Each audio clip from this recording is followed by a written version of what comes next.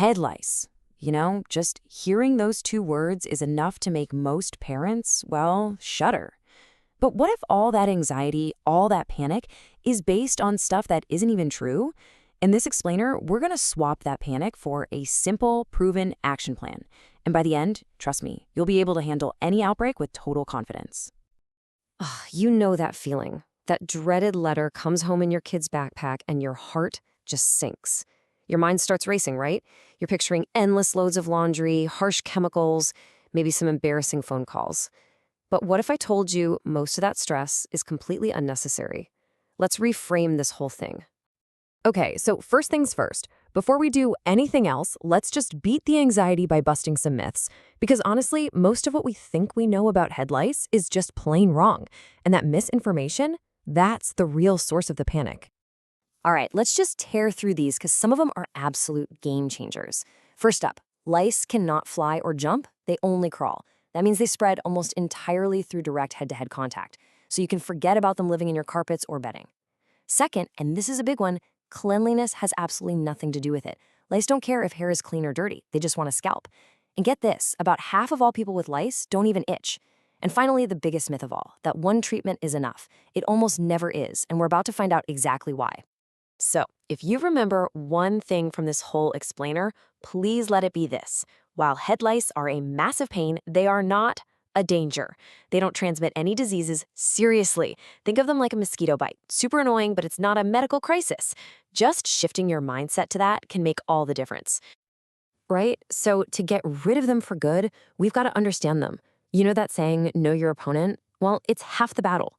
And it's the absolute secret to a treatment that actually works. Okay, so here's a look at the whole process. It all starts with a tiny egg, or a nit, which gets laid right near the scalp. About a week later, it hatches. Then, over the next 10 days or so, that little nymph grows up into an adult that can start laying its own eggs. The entire cycle takes about 3 weeks, but don't worry, we can simplify this even more. Let's just boil it down to what you really need to know.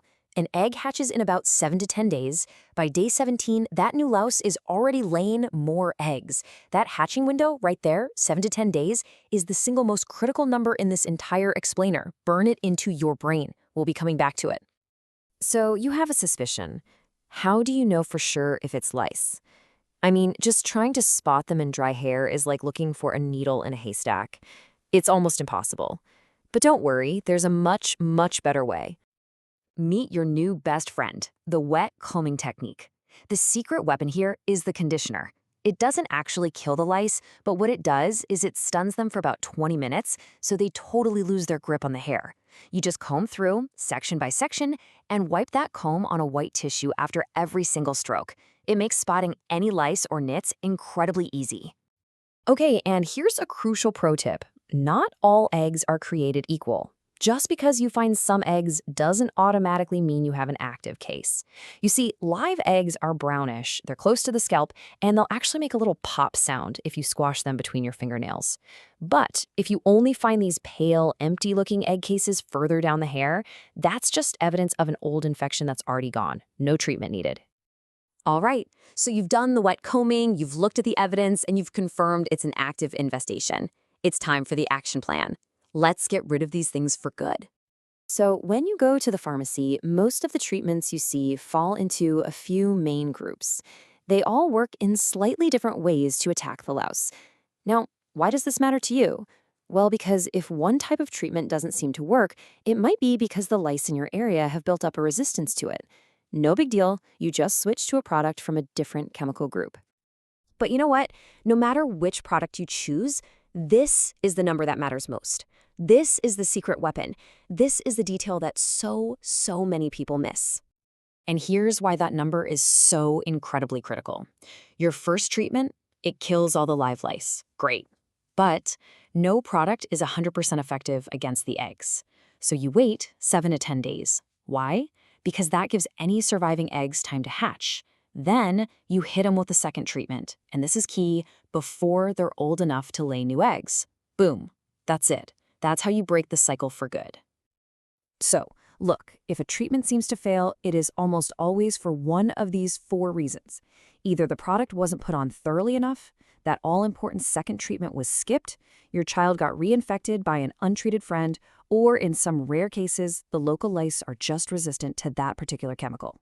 Knowing this lets you troubleshoot instead of panic.